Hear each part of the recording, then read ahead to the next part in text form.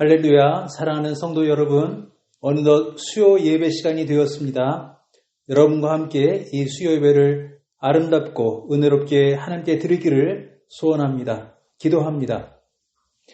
하나님 감사합니다. 오늘 이 저녁에 저희를 모아주셔서 저희가 수요 예배로 주 앞에 드리게 하심을 감사합니다. 하나님, 한 주의 중간까지도 주께서 저희를 보호하시고 지키시고 인도하신 크신 은혜를 감사합니다. 하나님, 저희가 나머지 3일도 주 안에 강건한 삶을 살게 해주시고 영광 돌리는 삶을 살게 해주시고 주 앞에 아름다운 삶을 드리고 또 제사로 드리는 저희 성도들 되게 하여 주옵소서. 날씨가 추워서 많은 성도들이 또 감기와 또 여러 연약함으로 고통받고 있습니다. 그 성도들 모두를 주께서 일으키시고 또 치유하시고 또 힘을 주시기를 간절히 소원합니다. 제가 다음 주일에 저희 온 성도가 같이 모여서 함께 은혜로운 예배를 드릴 수 있도록 은혜 베풀어 주옵소서. 예수님의 이름으로 기도하옵나이다. 아멘. 다 같이 찬송가 300장 내 맘이 낙심되며 같이 부르시겠습니다.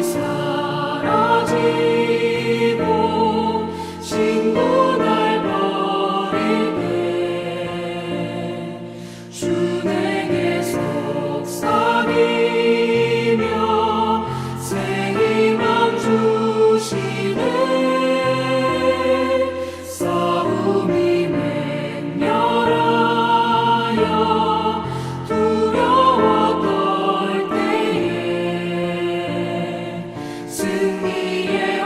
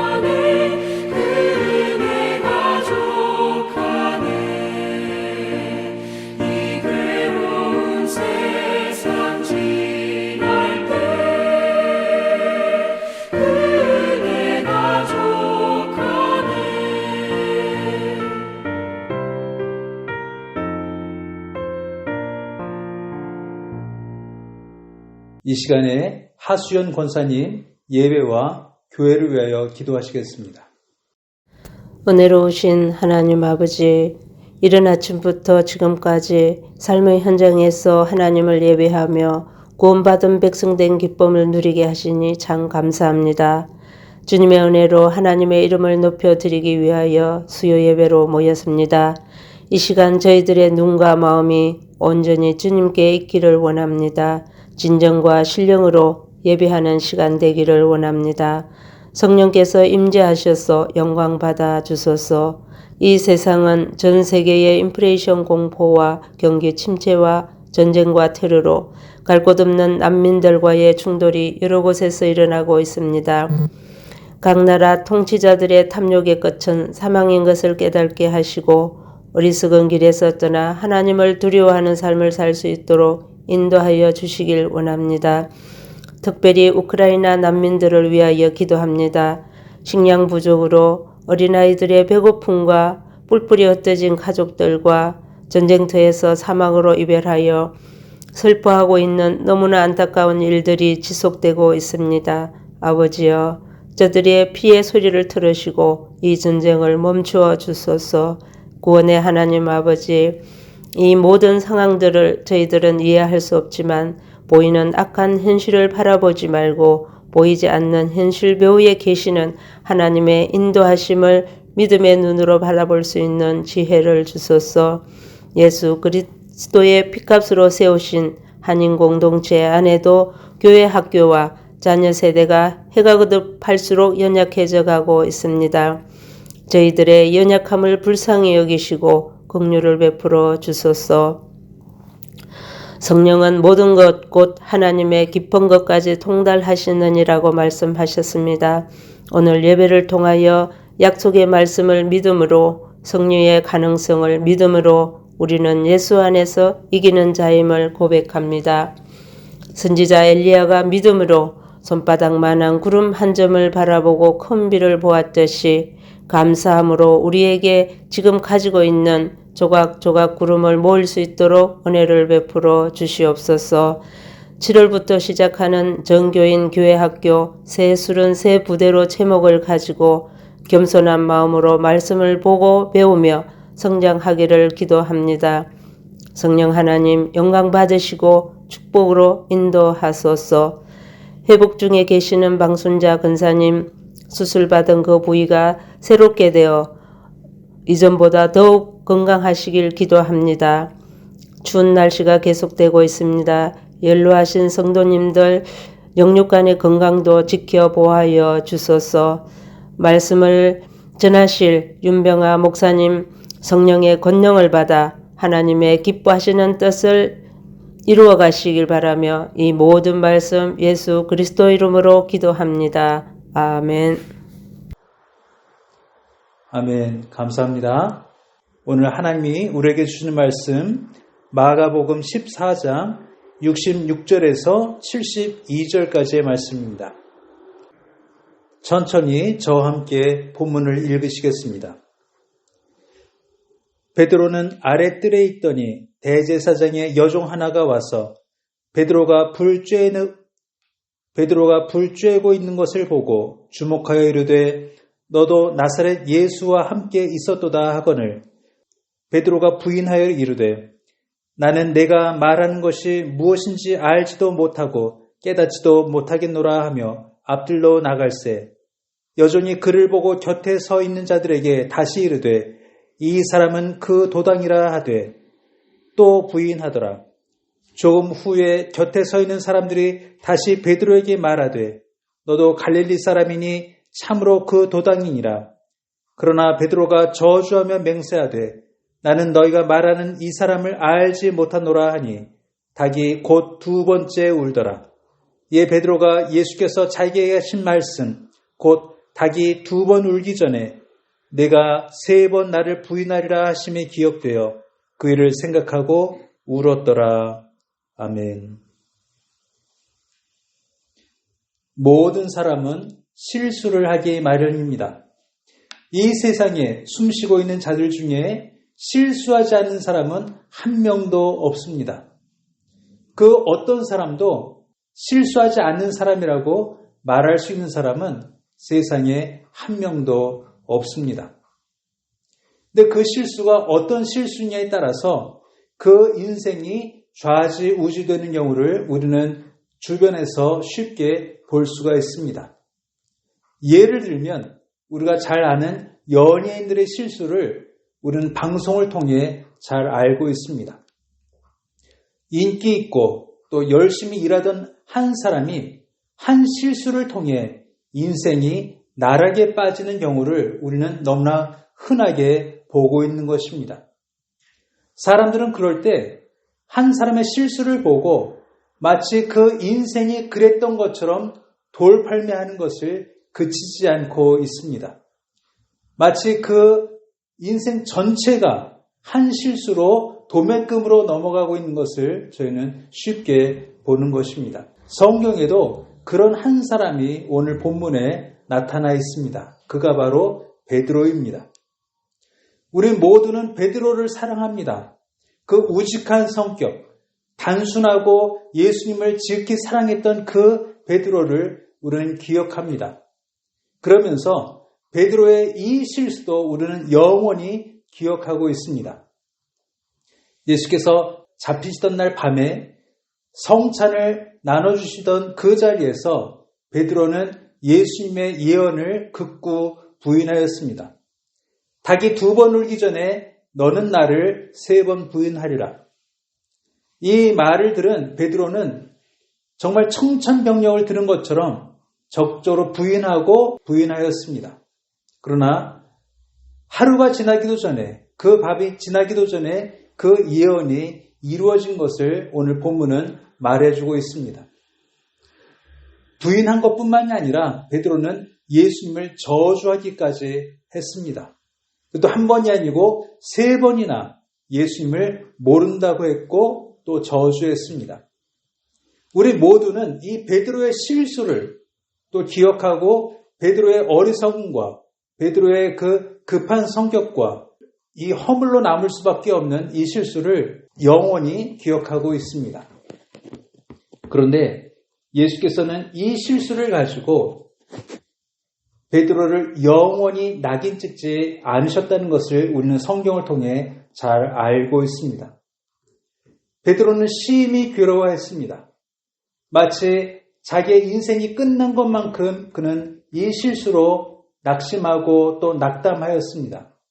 그래서 그는 치료가 필요해서 예수께서는 부활하신 후에 물고기를 잡아놓고 제자를 모은 후에 베드로에게 이렇게 말씀하십니다. 너는 나를 사랑하느냐? 너는 이 사람들보다 나를 더 사랑하느냐? 이렇게 3번 묻고 계십니다. 이것이 베드로에게는 큰 치유가 되었습니다.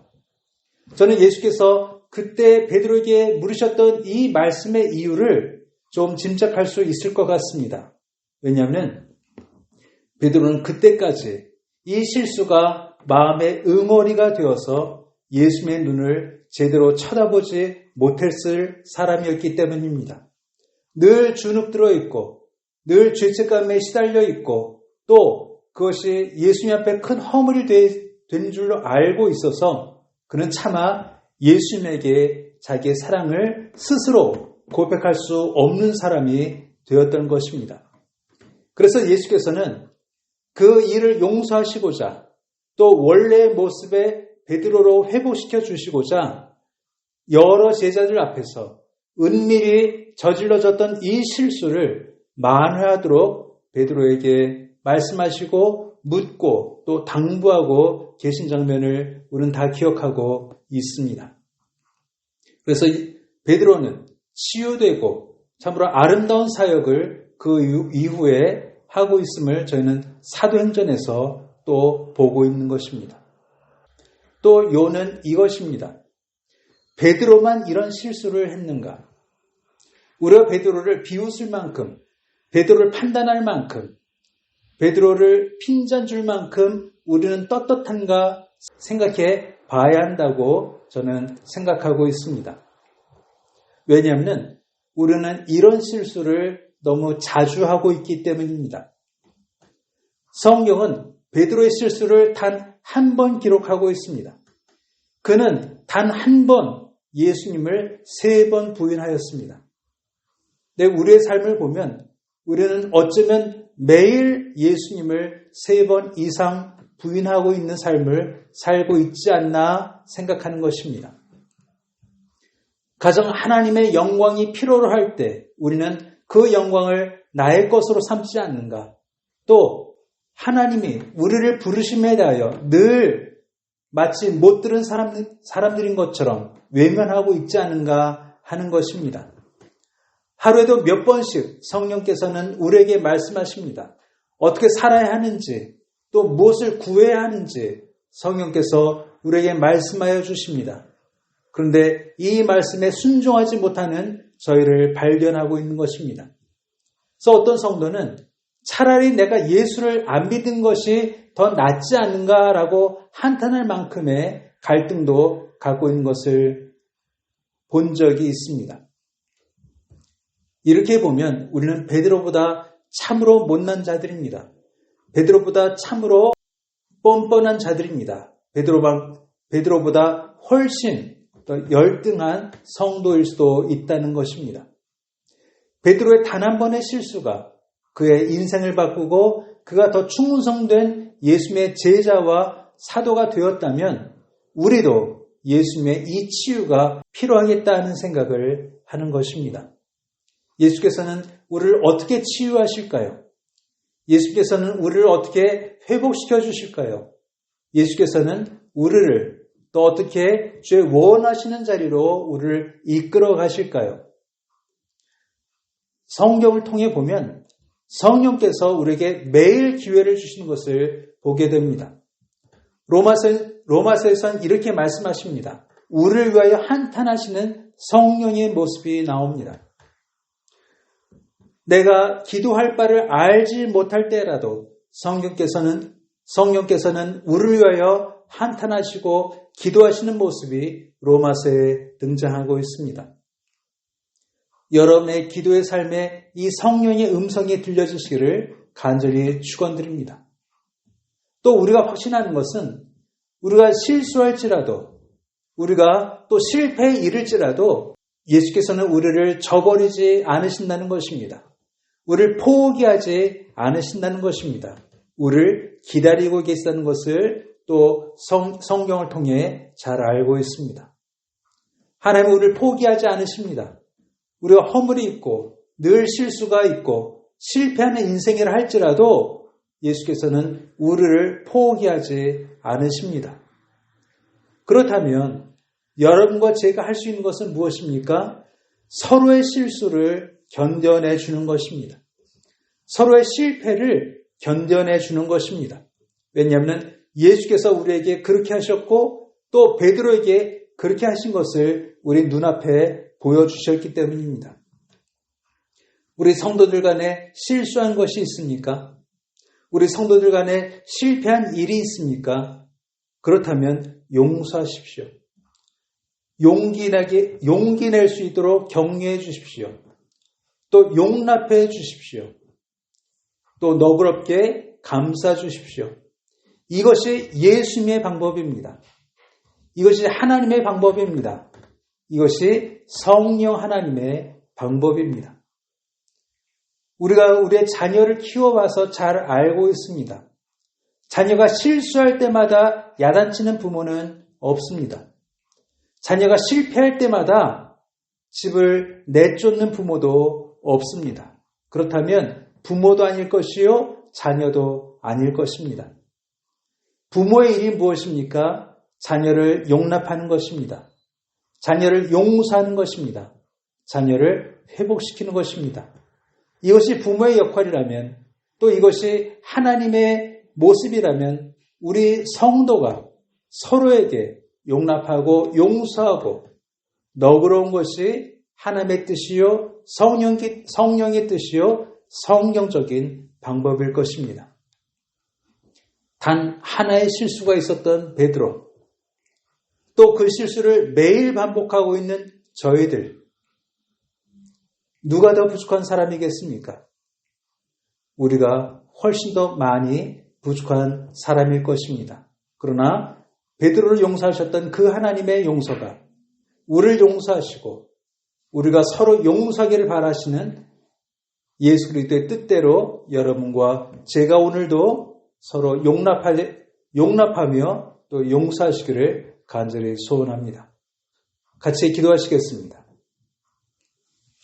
하나님, 베드로를 용납하셨던 예수님, 베드로를 회복시키셨던 예수님, 그 성령께서 우리를 용납하여 주시고 우리를 용서하시고 우리를 회복시켜 주시는 줄 믿고 감사합니다. 하나님, 간절히 바랍기는 우리 성도들끼리, 우리 지체들끼리, 우리 형제들끼리도 이 마음으로 용납하고 용서하며 격려하며 이렇게 세워줄 줄 아는 저희들 되게 하여 주시고 성령의 음성을 매일매일 듣는 저희들 되게 하여 주옵소서. 예수님의 이름으로 기도하옵나이다. 아멘. 다 같이 찬송가 405장 주의 친절한 팔에 안기세 힘있게 부르시고 주기도로 예배 마치도록 하겠습니다.